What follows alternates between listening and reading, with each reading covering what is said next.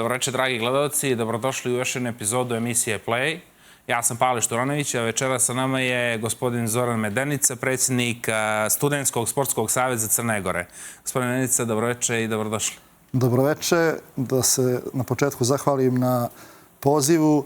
Lijepo je kada televizijske kuće pozovu goste, sportiste i predstavnike sporta, sportske radnike, pogotovo studentski sport. Hvala vam na pozivu. Nema na čemu. Mislim da je koliko i nama čast, mislim da i svim ostalima čast da nekako porazgovaramo o studentskom sportu, o zdravim stilovima života i nekako što nekako djeca najviše vole i tom gamingu i kroz taj studentski sport i studentski život. Tako da, eto, da počnemo od početka. Čini mi se da ja počinjem od sebe. Nisam siguran da najbolje razumijem šta je to u stvari studentski savez i čime se on bavi, koja je njegova vizija, pa eto da počnemo nekako od početka da nam to prvo objasnite, kažete. Studentski sportski savez je nacionalni savez, punopravni član Crnogorskog olimpijskog komiteta i savez koji organizuje sva domaća takmičenja za studente u Crnoj Gori. Ajde, da ne kažem sva, ali preko 95%. Također predstavljamo Crnu Goru na međunarodnim studentskim sportskim takmičenjima. Punopravni smo član i EUSE i FISU-a, to su evropska i svjetska i krovne studentske sportske organizacije. Dakle, organizujemo takmičenje skoro svim sportovima. To su fudbal, futsal, košarka, basket 3x3, mini futbal, imamo rukomet, odbojku, šah, stoni tenis. Također, pored takmičarskih aktivnosti, pokušavamo da organizujemo aktivnosti koje su netakmičarske, gdje bi svi studenti mogli da učestvuju, jer znamo da ne mogu svi imati mjesta u ekipi svog fakulteta, tako da želimo da omogućimo i onima koji možda ne mogu da se izbore za mjesto u nekoj ekipi, da učestvuju. Onda organizujemo netakmičarske aktivnosti kao što su hiking. To je jedan projekat koji smo počeli prije 10 godina. Hiking upoznaje Crnu Goru gdje vodimo studente na različite destinacije u Crnoj Gori gdje promovišemo ljepote Crne Gore. I vjerujte mi, ne bi vjerovali koliko studenta nije upoznato sa svim ljepotama Crne Gore. Mislim, nije samo studenta, to je generalno problem i crnogorskih građana jer mi ne poznajemo najbolje Crnu Goru. To je ona priča, čini mi se, upoznaj Crnu Goru da bi je više volio. Pa to, mislimo da nismo svjesni u kakvoj lijepoj zemlji živimo. Također, prošle godine smo krenuli sa još jednim projektom, Fitness za djevojke, gdje smo organizovali besplatne treninge za studentkinje. Prvog dana prijavilo se 250 studentkinja, što je stvarno nevjerovatan odziv i sjajan odziv i izuzetno smo zadovoljni tim projektom. Pored toga imamo i kajaking i još neke aktivnosti koje su netakmičarskog karaktera. A koliko trenutno članova imate studenta koji učestvuju u ovim aktivnostima saveza? Studentski sportski savez čine studentska sportska društva. Trenutno u Skupštini Studentskog sportskog saveza ima 10 studentskih sportskih društava. A u našim aktivnostima svake godine učestvuje između 2.500 i 3.000 ljudi, studenta, što je otprilike od 15 do 20% ukupne studentske populacije u Crnoj Gori. I to je jedna brojka koja je dobra, s kojoj smo mi zadovoljni u Savezu. Naravno, uvijek se trudimo da taj broj podignemo, da organizujemo neke druge aktivnosti, nove aktivnosti, da privučemo još studenta da se bave sportom, jer suština studentskog sporta je masovnost. Najveći zlatna medalja u studentskom sportu je da što veći broj studenta da se bavi sportom, da nastavi da se bavi sportom i na fakultetu, jer će ih to povući da se i kasnije bave sportom, tako da će im produžiti kvalitetniji, zdraviji život, jer znamo koliko je sport važan u cijelokupnom zdravlju i životu čovjeka. A na koji način Savez podržava sve te studente koji žele da se, eto, ajde, ne da samo da se bave, nego da se i takmiče na nekom međunarodnom nivou? Naše domaće lige su sve takmičarske i izuzetan je kvalitet. Naša košarkaška liga prošle godine imala je 14 ekipa. U mini fudbalu ove godine imali smo 18 ekipa. To je jedan broj i kvalitet je na odličnom nivou zato što, naravno, veliki broj crnogorskih sportista su ujedno i studenti, imaju pravo nastupa za svoje fakultete, što daje dodatno na kvalitetu našim takmičenjima. A što se tiče međunarodnog sporta i učestvovanja studenta na međunarodnim takmičenjima, svake godine pravi se plan budžeta gdje mi planiramo gdje ćemo učestvovati i na kojim takmičenjima. Naravno, to zavisi od budžeta, jer moramo znati čim možemo da raspolažemo, gdje možemo da učestvujemo, tako da se trudimo da učestvujemo na takmičenja gdje možemo napraviti najbolji rezultat. Prošle godine na kombat igrama u Zagrebu, to su borilački sportovi, osvojili smo 6 medalja, 3 zlatne, 2 bronzane i 1 srebrnu, što je za crnogorski sport izvanredan rezultat. A ja sam sad ste pomenuli borilačke veštine, ja sam samo shvatio da ste u ovim ne fizičkim tipa košarka, fudbal, ove koje ste pomenuli, ali vi imate znači i borilačke veštine, koje su... Pa domaća takmičenja nemamo borilačke vještine, bio je karate. Bio je karate realizovan nekoliko godina. Ostale sportove ne organizujemo mi, organizuju matični savezi, ali kada su međunarodna takmičenja, da mi povlačimo te takmičare iz matičnih saveza, naravno u dogovoru sa njima i pravimo zajedno sa njima strategiju za određene šampionate i učestvujemo partnerski gdje oni predstavljaju Studentski sportski savez. A kad su državna takmičenja u pitanju, znači crnogorska takmičenja, da li se to radi po gradovima ili po fakultetima ili po univerzitetima? Kakav je koncept tih državnih takmičenja?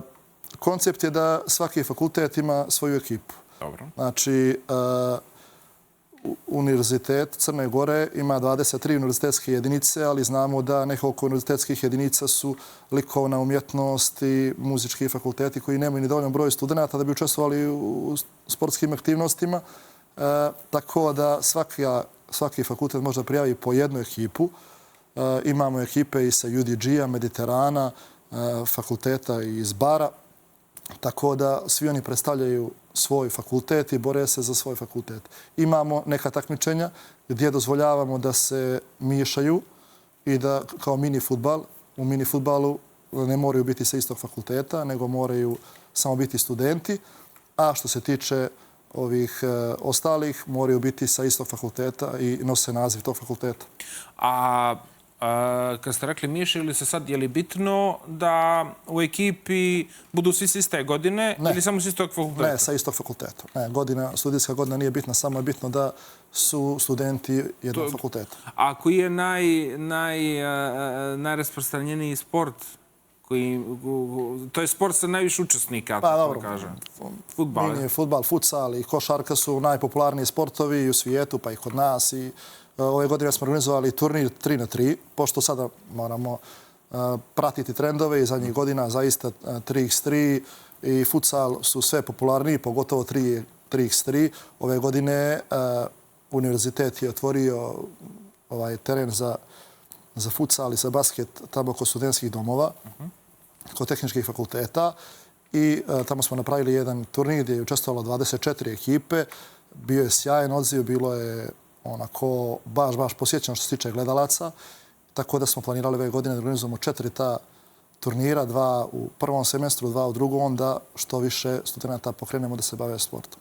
Hoće li svi turniri da budu u Podgorici ili ste planirali da radite te turnire širom Crne Gore? Pa naša studentska sportska društva su s različitih fakulteta i iz različitih gradova. U Crnoj Gori, pored Podgorice, univerzitetski centri su Nikšić i Kotor, a rekao bih da je Nikšić onako zbog fakulteta za sport i fizičko vaspitanje, tamo je centar sporta, tako da neke turnire organizujemo u Nikšiću, ali uglavnom sva sportska dešavanja održavaju se u Podgorici, u Univerzitetskom sportsko-kulturnom centru, koji je centar studentskih sportskih dešavanja i gdje su kancelarije Studentskog sportskog saveza.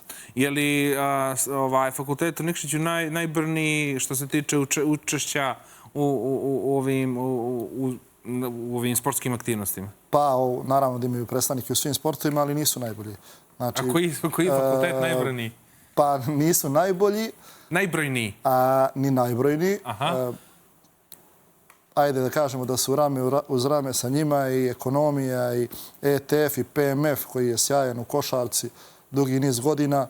Tako da ne mora to što su fakultet za sport ne znači da su niti najbrojniji, niti najbolji. Sad nema više pravila. Čini mi se, kad sam razmišljao o tome, nekako sam isključio, naravno neopravdano, PMF, ETF i tako dalje, za te fizičke aktivnosti, jer to mi prvo pada na pamet. Naravno, to nije istina, kao što ste vi rekli, ali sad mi je drago što su oni rame uz rame sa fakultetom za fizičko vaspitanje iz Nikšića. Ima li nekih izazova, da kažem, u popularizaciji ovih studentskog sporta uopšte? Da li imate nekih poteškoća u popularizaciji tog sporta?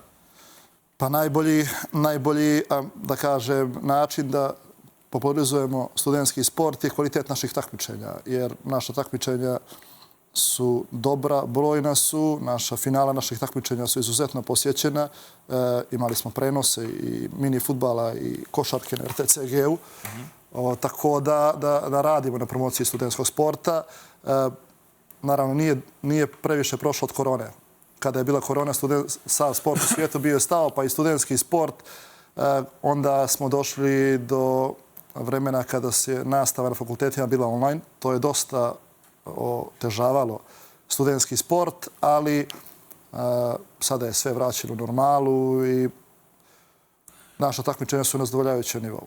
A sad mi je prvo na pamet, pričamo o studentskom sportu i naravno studentskom savezu, a da li imamo neki školski savez? Znači, ovo je sad studentski savez, znači to je to koliko dođe 18-19 godina. Tako, od fakulteta, od upisa na fakultet je studentski sportski savez. Postoji školski sportski savez koji je zadužen za sport u školama, u osnovnim i srednjim. Ja imam osjećaj, sad pričali smo i prije emisije, nekako taj zdrav život i fizička aktivnost. Ranije, kad sam ja bio u osnovnoj školi, a mislim i da je nekako bio drugačiji od onoga koji je sad. Nekako je više svjetlo bilo upareno u tu fizičku nastavu nego što je danas. Mislite li vi da bi trebalo malo to da se reorganizuje što se tiče osnovnih i srednjih škola, na primjer? Jer, izvinjam se, ja u srednjoj školi nisam ni imao fizičko vaspitanje. Imali smo, ali nismo imali. Mislite li bi trebalo to malo sad da se reorganizuje? Mislim, ako laički ja pitam, sad naravno to treba prođe procedura ova, procedura ona i tako dalje, ali nekako ono što bi bilo bolje. Pa ne bih da se miješam u posao kolegama iz Školskog sportskog saveza, ali svakako živimo u mnogo izazovnijim vremenima nego što smo mi odrastali. Jednostavno danas tehnologija, telefoni, to je jedno novo doba u koje živimo i to daje dosta, kao izaziva dosta posljedica na sport i na sportski život. Djeca danas nisu, mogu reći, spremna za sport kao što smo mi bili. Ne provode dovoljno vremena na igralištima kao što su provodile generacije prije njih, ali to je jednostavno novo vrijeme i treba smišljati načine i boriti se protiv toga kako bi to poboljšali. Što se tiče škola, sporta u školama, sada postoji ove školice sporta, zaista ih ima dosta, tako da je djeci dosta pristupačno da se bave sportom. Na ovaj ili na onaj način dosta je tih školica sporta bilo kojeg. Sad, čini mi se da nije bilo fudbal i košarka, ne znam, ili neka možda od borilačkih veština i to je to. Sad ja, čini mi se, koji god sport postoji i mislim da ima školica koja se time bavi. Da li sami univerzitet vrši promociju studentskog sporta unutar univerziteta ili je to malo širi pojam te promocije? Pa na univerzitetu nema sporta. Sport obavljaju studentska sportska društva, organizaciju sportskih djelatnosti, studentska sportska društva i studentski sportski savez. Što se tiče konkretno Univerziteta Crne Gore, ja sam imao razgovore sa gospodinom Božovićem, rektorom Univerziteta Crne Gore i zaista dijelimo jednu zajedničku viziju kako bi još više postakli mladih ljudi i studenta da se bave sportom. Tako da ćemo pokušati da iniciramo izmjene zakona o visokom školstvu gdje će studenti dobijati određeni broj ECTS kredita za učestvovanje u nekim sportskim aktivnostima. Siguran sam da će tako mnogi studenti se odlučiti da se bave sportom i uključiti se u rad saveza. Također, moje mišljenje je da, kao nekoga naravno koji je tu u studentskom sportu, da na fakultetima treba uvesti fizičko, da ga treba vratiti, da to nije niti izgubljeno vrijeme, niti izgubljeni krediti, nego da će to mnogo doprinijeti zdravlju studenta u budućnosti, a naravno i sada. Je li to dodavanje, je li to jedan od načina, to je strategija povećavanja interesovanja studenta za... To je neki način na koji ćemo ih još više zainteresovati jer će imati koristi pri polaganju određenog ispita. A ima li u studentskom sportu, ima li studenta koji se bave profesionalno sportom? A naravno, dosta. Ili su samo, da kažem, po znacima da rekreativni? Ne, dosta studenta ima koji se profesionalno bave sportom i koji igraju u crnogorskim klubovima. Ima dosta, a naravno ima i onih koji su trenirali do upisa fakulteta, pa su onda zbog obaveza na fakultetu ili zbog preseljenja u drugi grad prestali da se aktivno bave sportom profesionalno, ali nastavili su ovdje kroz Studentski sportski savez da učestvuju aktivnostima i da se bave sportom. A pomenuli ste vi zdrave stilove života, što je nekako, mislim, i za nas koji nismo studenti više, izvinjam se i za djecu koja će tek da budu studenti, mislim da je to jedna važna stvar, možda jedna od važnijih stvari u odrastanju, dok ne dođu do studentskog sportskog centra. Kako Savez doprinosi promociji zdravih stilova života među studentima? Pa kroz naše društvene mreže. Na njima reklamiramo sve te aktivnosti koje organizujemo, jer danas su društvene mreže izuzetno popularne, dostupne, svi ih imaju, tako kroz njih dolazimo do studenata. Također, kao što sam rekao prije, kroz kvalitetno organizovanje takmičenja, jer najbolji feedback će dobiti od zadovoljnog takmičara i studenta koji je bio zadovoljan nekim turnirom u fudbalu, u košarci ili bilo kojem drugom sportu. A pomenuli ste rekreativne šetnje koje organizujete. Ima li nešto pored toga, pored tih šetnji što organizujete, što nije takmičarskog tipa? Pa imamo, znači, hiking, 10 tura godišnje, fitness za djevojke koji je startao ove godine, bio je i kajaking. Kombinujemo. U zavisnosti od budžeta, u zavisnosti od godine do godine, bio je sada i tech-ball smo organizovali ove godine. To je onako između takmičarskog i rekreativnog, ali uglavnom rekreativan je.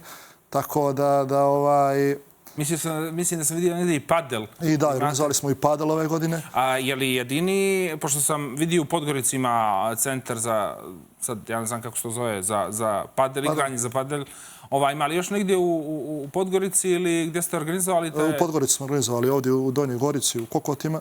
Tamo, a što se tiče Podgorice, mislim, nisam siguran da ima još na nekoj drugoj lokaciji. Znam da ima u Tivtu i da je iz Tivta počeo razvoj padela u Crnoj Gori, a za ostalo nisam siguran. I koliko odziva imate na te, da kažem, rekreativne aktivnosti? Pa za hiking se traži mjesto više uvijek, baš uvijek, jer je prelijepe su te ture i bude super druženje, super spadne studentima da malo odmoraju od učenja i da se malo razbije svakodnevica, da prošetaju, da malo se podruže sa kolegama.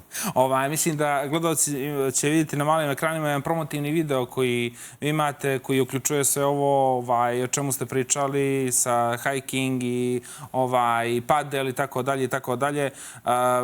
Interesuje me koliko studenti u Crnoj Gori nekako razumiju značaj te fizičke aktivnosti i zdravog života, koliko u stvari oni, mislim, to često slušamo, ali koliko u stvari oni razumiju da je to, koliko je to bitno za njih? Pa, mislim da razumiju.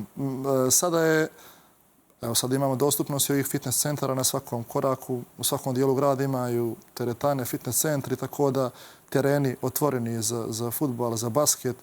Imamo dosta mogućnosti da se bave zdravim stilovima života. Mislim da upravo i kroz društvene mreže i kroz podcaste dosta se priča o zdravlju i o zdravim stilovima života. Volio bih kad bi to moglo da se usmjeri i da se te društvene mreže koriste na pravi način i do mladih ljudi dolaze prave informacije, jer onda bi se te društvene mreže iskoristile na pravi način i pravi ljudi bi dobili prostor za promociju stvari koje su važne za život. A šta podrazumijevaju zdravi stilovi života? Imamo li neku sad mi koji nismo fizički aktivni, ja sam jedan od njih koji, što ne bi trebalo da bude tako, ali zdrav stil života šta podrazumijeva? Pa upražnjavanje bilo kojeg vida sporta. Bilo kakva fizička aktivnost? Bilo kakva fizička aktivnost, pa je li ona hiking, je li vožnja bicikla, je li fudbal, basket, bilo što, samo da smo aktivni i da se bavimo nekim... A organizujete li neke programe ili radionice koje nekako pomažu studentima da balansiraju i sport i učenje i tu sve ostale fizičke aktivnosti koje su ili kako da kažem, ili kojima se bave ili sportski ili ne? Da li imate nešto neke radionice koje prave taj, da kažem, balans između svega? Pa planirali smo upravo ove godine da organizujemo niz predavanja poznatih sportista i poznatih fitness instruktora u prostorijama Studentskog sportskog kulturnog centra gdje će studenti moći da dođu i da slušaju njihova predavanja. Tako da želimo i na taj način da promovišemo sport i zdrave stilove života. A imate li još kakvih motivatora za studente da se bave fizičkom aktivnošću sem dodavanje kredita? Je li to, mislim, imamo osjećaj da je to ono posljednji vid odbrane, daćemo vam kredit ako se budete... Ne, to je samo pokušaj da dođemo do još većeg broja.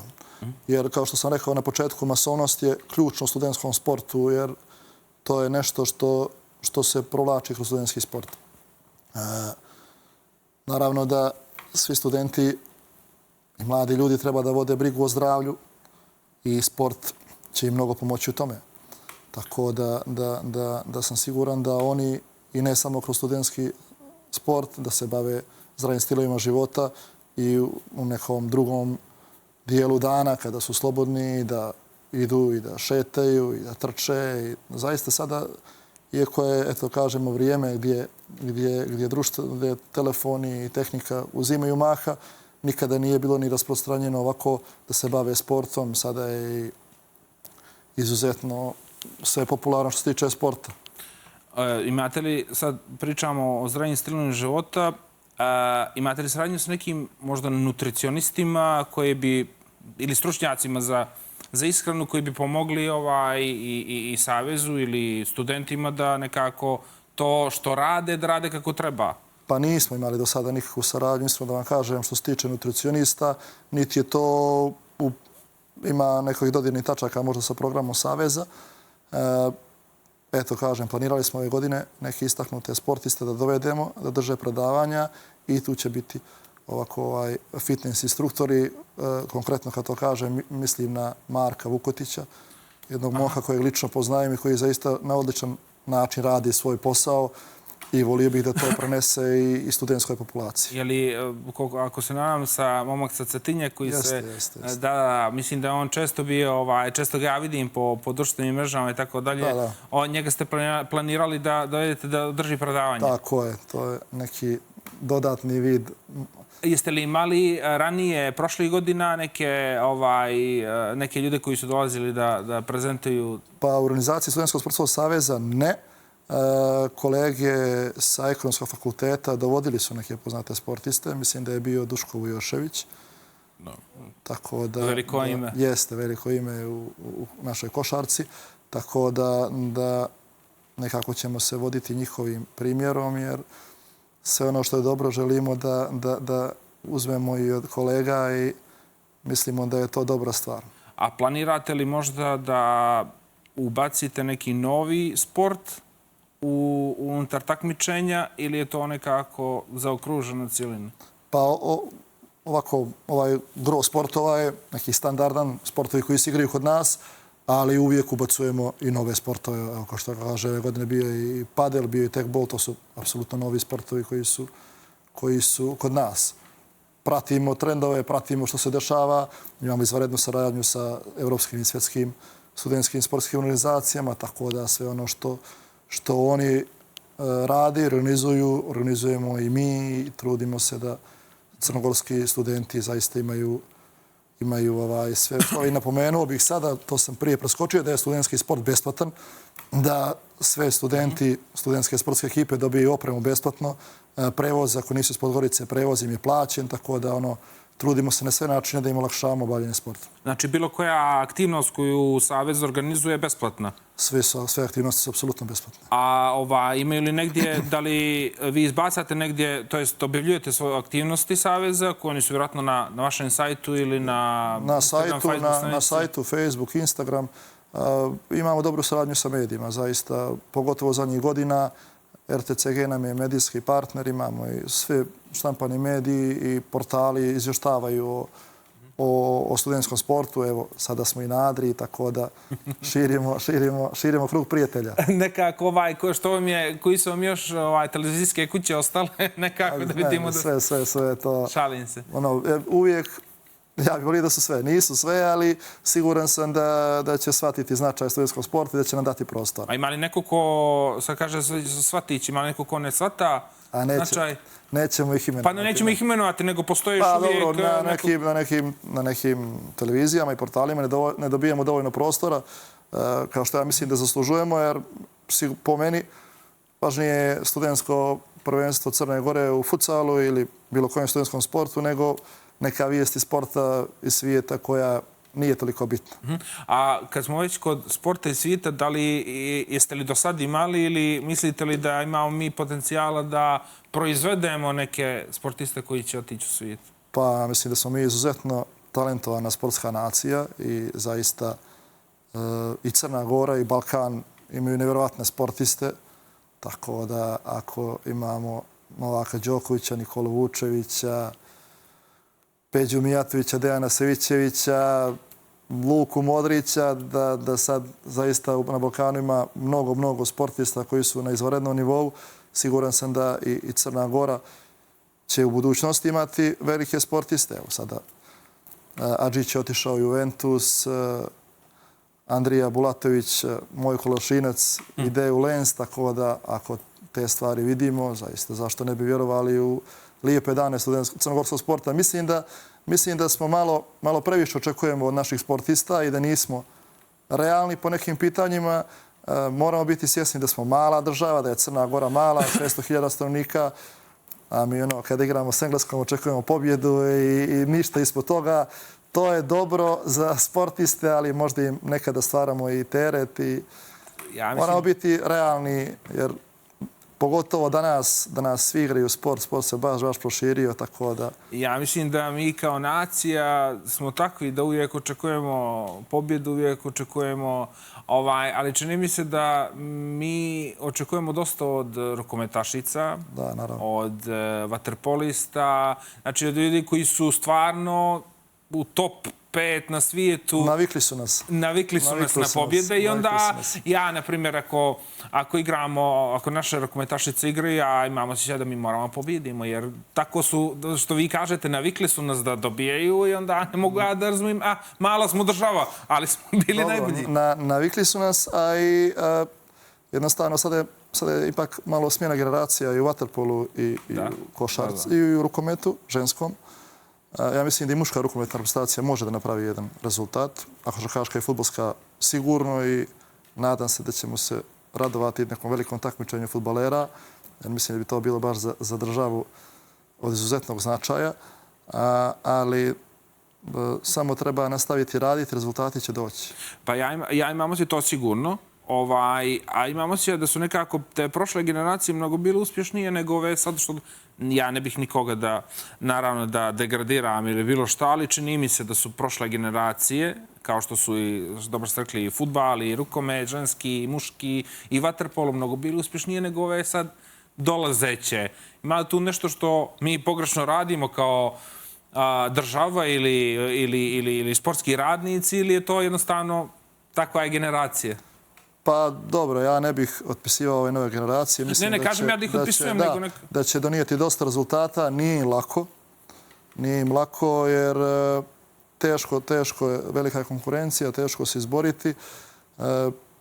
Ne znam, mislim da možda može bolje u određenim sportovima, prvenstveno na toj domaćoj sceni i u domaćim takmičenjima. Ali mislim da imamo izuzetno kvaliteta u sportu i da crnogorski sport nikada neće biti ugrožen.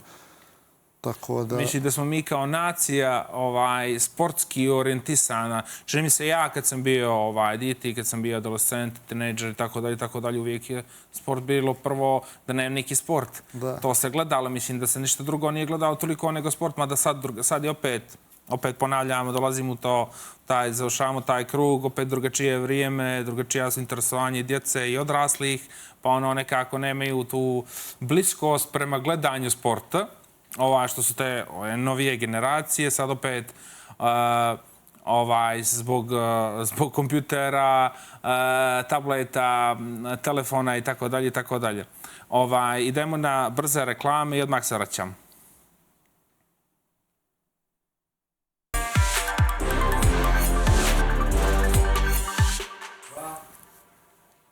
Dobro večer, dragi gledalci, evo nas opet u studiju.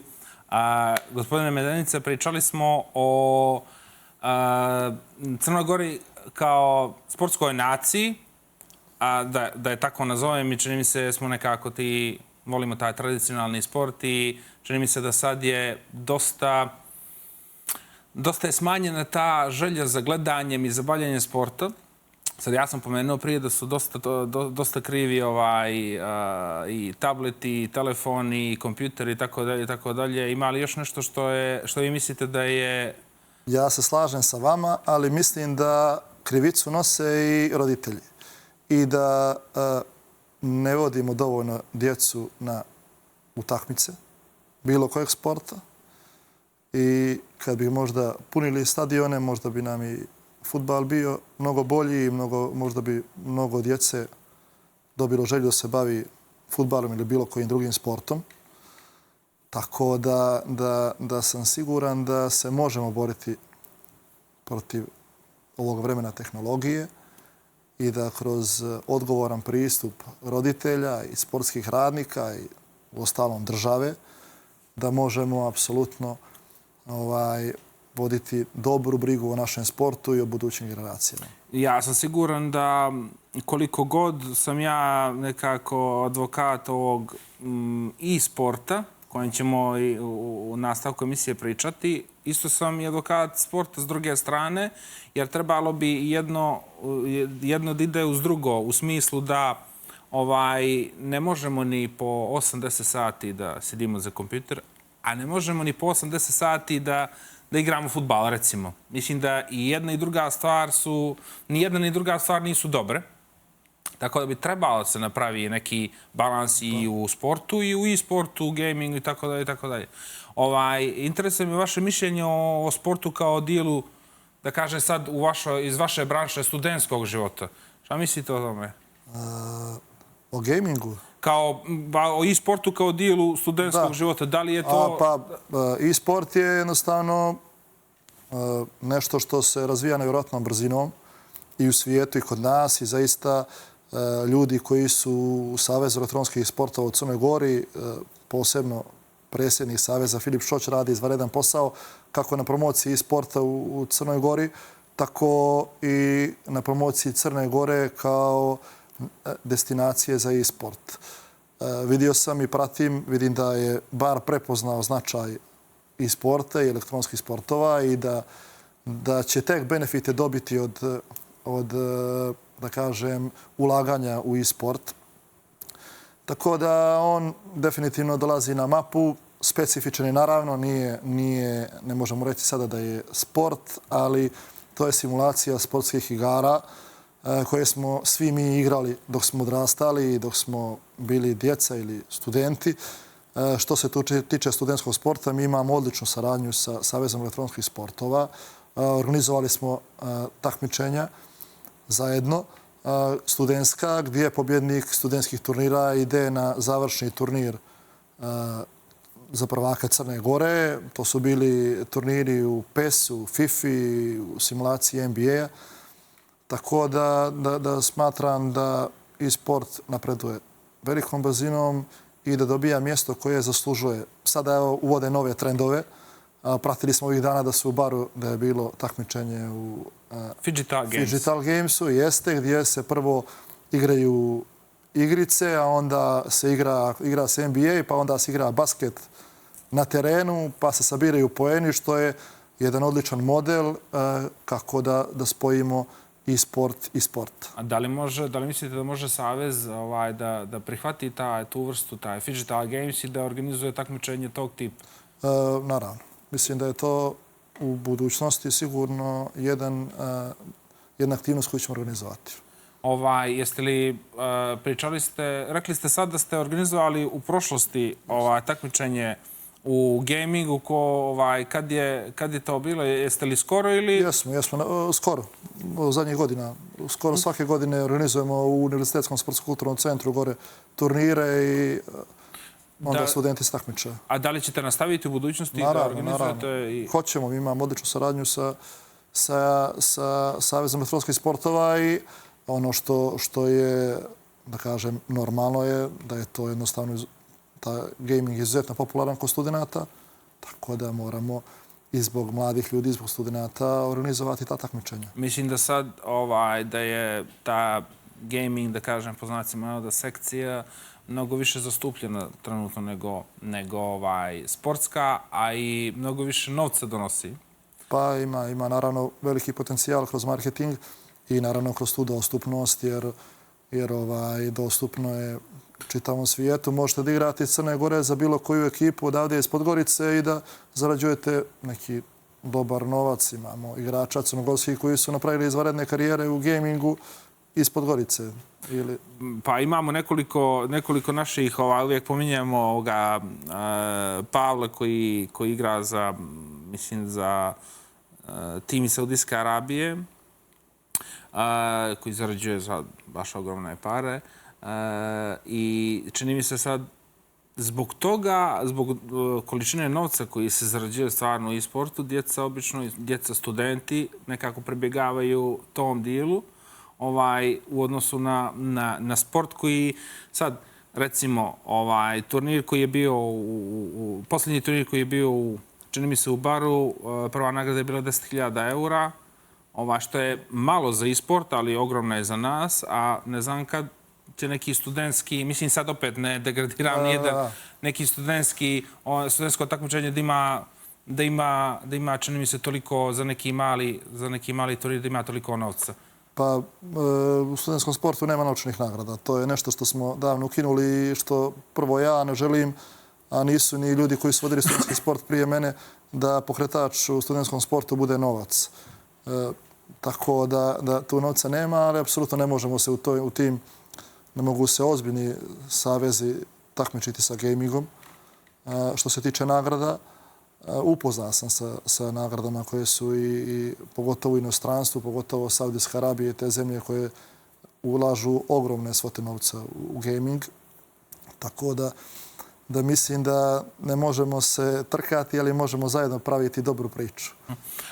Rekli ste da nema novčanih nagrada zbog toga što ne biste htjeli da pokretač bude novac. Tako je.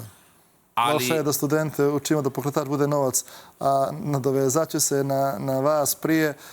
Mladi pribjegavaju igricama zbog novca, ali onda kad se primaknu novcu, onda pribjegavaju i roditelji. Onda im roditelji preskaču u pomoć kada vide da mogu da zarade. Tako da gaming uzima prostora i na crnogorskoj i na svetskoj mapi. A mislite li vi da da ima novca u Studentskom sportskom savezu, da su nagrade novčane, sigurno bi po prirodi stvari bilo više studenata koji bi učestvovali, da.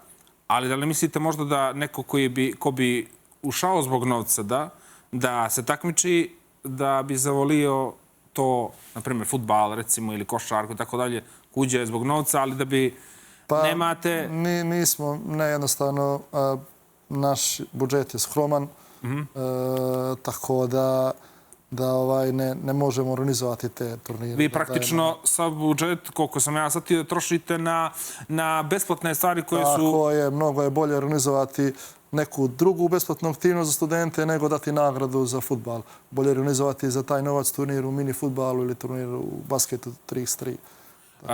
Imate li u budućnosti neke nove, da kažem, besplatne stvari koje ćete da organizujete za studente ili ste nekako prebukirani, što se mene tiče, pošto ste naveli, čini mi se 7-8 aktivnosti koje, sad ja ne mogu da se sjetim koliko ste rekli za studenta dođe na te aktivnosti? Pa aktivno učestvuje između 2.500 i 3.000 studenta godišnje, a što se tiče gledalaca, 10.000 studenta prati nas, sve naše aktivnosti. To treba organizovati sve. Tako da može još više ići taj broj, da možemo ga još više podići, ali jedan pravac u kojem mi razmišljamo i u kojem želimo da idemo, naravno to bi moralo ići uz pomoć države, to je osnivanje studentskih sportskih klubova koji će se takmičiti u profesionalnim crnogorskim ligama, jer siguran sam da bi oni doprinijeli kvalitetu crnogorskih liga, jer među studentima ima dosta kvalitetnih sportista. Tako da je to nešto što ćemo pored ovih, naravno, standardnih aktivnosti u budućnosti pokušati da realizujemo i da osnujemo neki studentski sportski klub. Bio je u futsalu i u košarci, postojali su ranije klubovi, ali naša ideja je da se osnuje novi studentsko-sportski klub 1, pod kojim je bilo više sekcija u fudbalu, u košarci, u odbojci, u rukometu, koji bi trenirao u Univerzitetskom sportskom kulturnom centru i onda bi dobili još veću promociju studentskog sporta. A da li da postoji samo jedan klub ili više njih? Više njih. A na osnovu čega? Samo na osnovu sportova? Da, najviše u jednom sportu i jedan studentski klub. Aha. Da li vi imate saradnju sa nekim međunarodnim organizacijama koje promovišu studentski sport? Pa imamo odličnu saradnju sa EUS-om i FIS-om. To su krovne studentske sportske organizacije u Evropi i u svijetu. Studentski sportski savjet Crne Gore organizovao je na desetine međunarodnih, što evropskih, što svjetskih šampionata ovdje u Crnoj Gori. Zadnje koje smo organizovali bilo je Evropsko prvenstvo u rukometu, univerzitetsko, 2023. godine, gdje smo bili domaćini 23 ekipe iz Evrope u muškoj i ženskoj konkurenciji sa preko 400 takmičara, što je bila odlična promocija Crne Gore, a i dokaz da možemo i najveća takmičenja da organizujemo na vrhunskom nivou.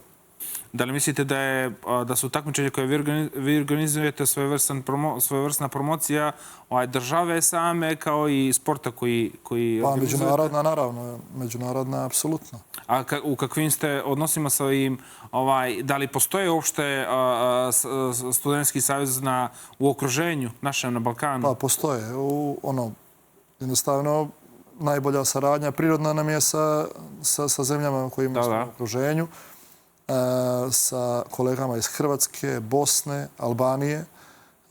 Trenutno nije u funkciji Studentski sportski savez u Srbiji i nadam se da će on što prije ponovo biti u funkciji, jer je to jedan studentski sportski savez koji je bio mnogo jak na evropskom i svjetskom nivou. Sada su Hrvati preuzeli tu ulogu koju je imao Studentski sportski savez Srbije, tako da mnogo je bitno zbog svih nas sa Balkana da imamo jake saveze kako bi mogli da se izborimo za organizaciju jakih takmičenja. A zaboravio sam da vas pitam, da li vi možda, da li imate stipendije za igrače koji su nekako, da kažem, bolji od ostalih, koji nekako imaju pretenzije sa nekim stranim klubovima i tako dalje, u sportu u kojem se takmiče, ima ali nekakve pomoći finansijske? Stipendije postoje. Znači, svake godine dodjeljujemo stipendije. Ove godine smo dodijelili 16 stipendija. Svake godine dodjeljujemo, znači, stipendije za najbolje studente sportiste. Kriterijumi su, naravno, sportski rezultat pod broj 1, jer smo ipak sportski savez, a pod broj 2 uspjeh na fakultetu. Kada se to dvoje sabere, dobijamo najbolje studente sportiste i oni su isto ambasadori studentskog sporta. A to mi je interesantno da moraju da budu dobri studenti. Moraju, dobro. Znači, više bodova se dobija za sportski rezultat, ali moramo ih motivisati da budu i dobri studenti. Ali dobro, svakako oni da su najbolji u tom sportu, ali ako su prosječni studenti, opet neće moći da imaju... Pa, mislim da dobiju ako su najbolji u sportu, ali moraju biti dobri i u tome što studiraju. Da li imate, to jest na koji način vlada i lokalne vlasti pomažu i podržavaju rad saveza? Pa, kao što sam rekao... Ako uopšte podržavaju? Podržavaju. Naravno, Studentski sportski savez i nacionalni savez i mi se finansiramo kao i svi drugi savezi, kao košarkaški, rukometni, odbojkaški, na konkursu koji organizuje Ministarstvo sporta. I, da kažem, prošle godine znatno nam je uvećan budžet i mislim da ljudi koji su trenutno na čelu Ministarstva sporta razumiju pojentu studentskog sporta i zaista nam pomažu. Tako da imamo saradnju naravno i sa lokalnim upravama. To je obično kroz hiking. Imamo saradnju sa opštinama Nikšić, Kolašin, Bar. U Baru smo organizovali i odbojku na pijesku i hiking. Herceg Novi je bio ove godine. Imamo i Podgoricu, mada ja nisam do sada bio zadovoljan podrškom koju dobijemo od opštine Podgorica iz prostog razloga što u Podgorici studira 20.000 studenta. Tako da neka simbolična novčana sredstva koja dobijemo i podršku od opštine Podgorica mislim da moraju biti na mnogo većem nivou jer je Podgorica i pored toga svega što jeste i univerzitetski grad. Ali nadamo se da će doći ljudi ili da su došli ljudi koji razumiju studentski sport i da će nam, evo sada gradonačelnik je sa univerziteta, univerzitetski profesor, tako da nadamo se i boljoj saradnji. Bilo je to, ali kažem, zaista smatram da Podgorica mora jače i bolje da podrži studentski sport. A uvijek se neđe tu bar po mene i u gamingu i sad u Studentskom sportskom savezu. Čini mi se da bar je prepoznao i jednu i drugu stranu, i sport i sport. Pa dijelim isto mišljenje. Zaista ove godine smo počeli saradnju sa njima, ali bilo je onako brzi dogovor, baš su nam izašli u susret i ta saradnja će se nastaviti i ove godine, siguran sam i narednih godina. Tako da zahvaljujem se Baru na pomoći. Lijepo je kad tako neki ljudi vode grad i lokalnu upravu koji žele sport, žele mlade, prepoznaju možda prave stvari, da tako kažem. Da li imate, sad mi je to palo na pamet, da li imate studente koji žele da nastave da rade u Studentskom sportskom savezu? Pa, opet ću se osvrnuti na budžet, nažalost. Mi, koliko ne budžet, toliko možemo zaposliti ljudi i mi smo mali tim ljudi koji radi u studentskom sportu. Ima, naravno, i pokušavamo da neke ljude zadržimo u Studentskom sportskom savezu kao neki dodatni posao da im bude angažovanje u Studentskom sportskom savezu.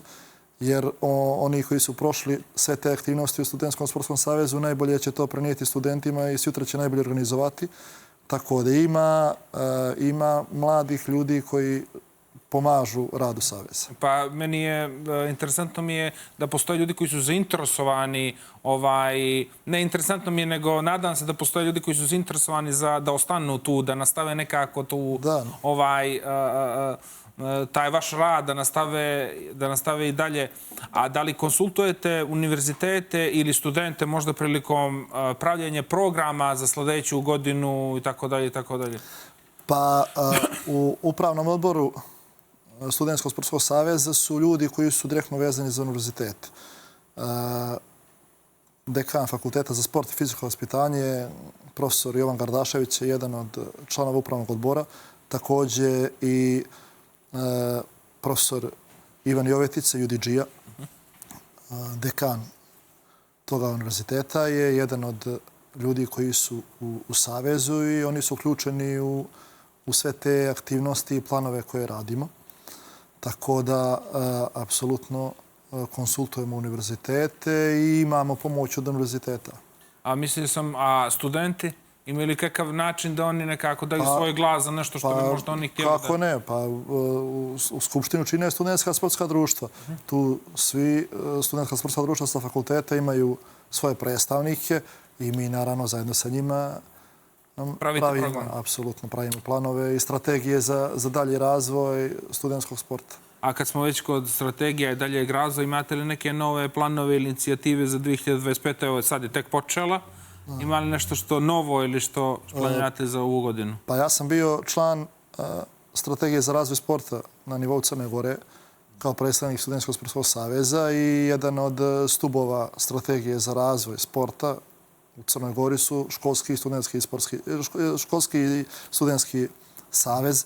Nadam se da će to dobiti primjenu, da neće ostati, da kažem, mrtvo slovo na papiru, jer bi to bilo od izuzetnog značaja i za naše saveze, za naše aktivnosti, ali i za zdravlje mladih ljudi.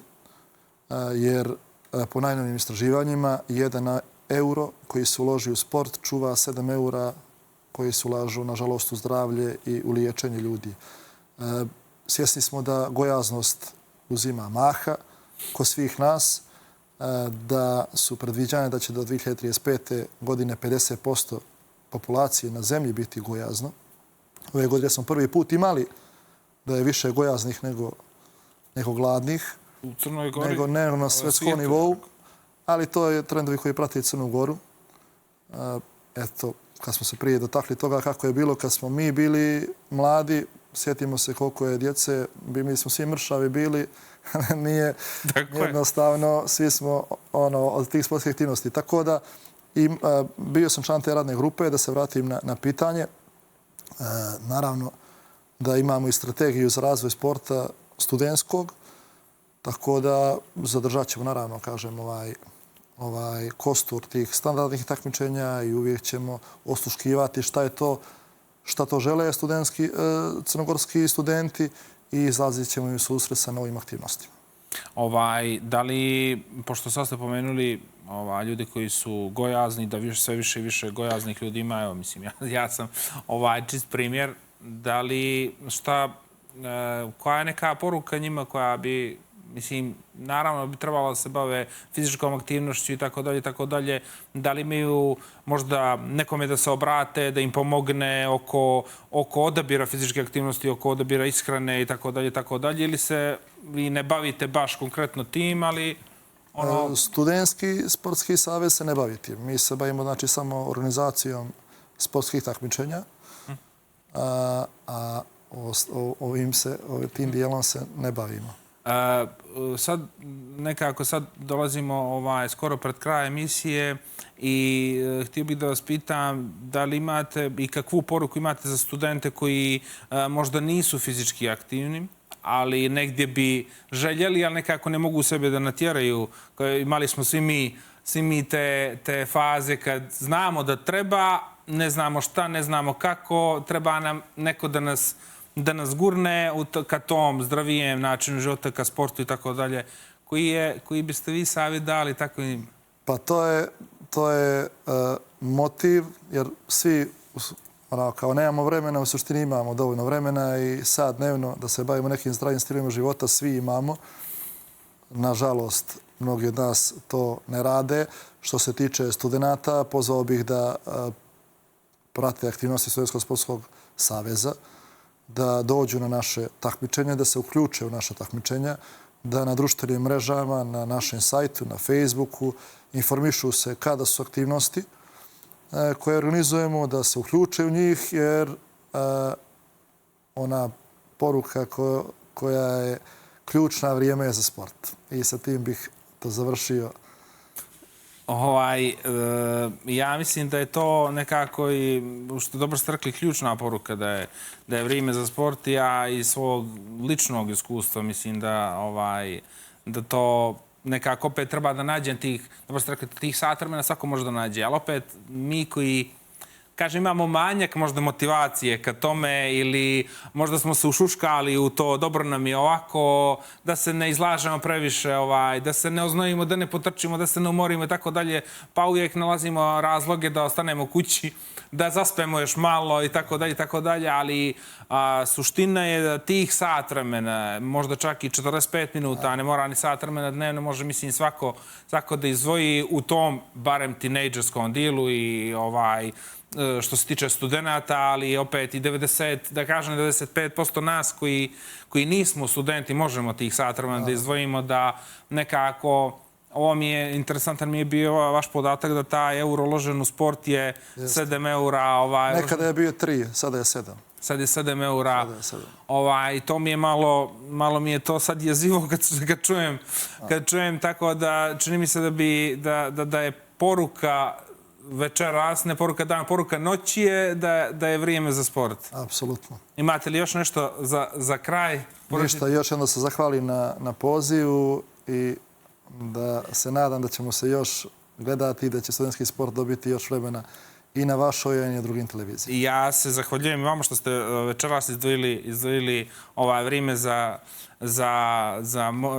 za emisiju i nekako približili svim ljudima koji gledaju šta je to studentski sport, jer većina ljudi koja gleda emisiju Play nekako ili student ili će da bude student, tako da nekako da znaju, da imaju gdje da pođu što se tiče i sporta i što se tiče gaminga. Tako da, još jednom, hvala vam večeras što ste bili moj gost. Hvala vam. Dragi gledalci, to je sve za večeras. Mi se vidimo sljedeće nedelje. Laku noć.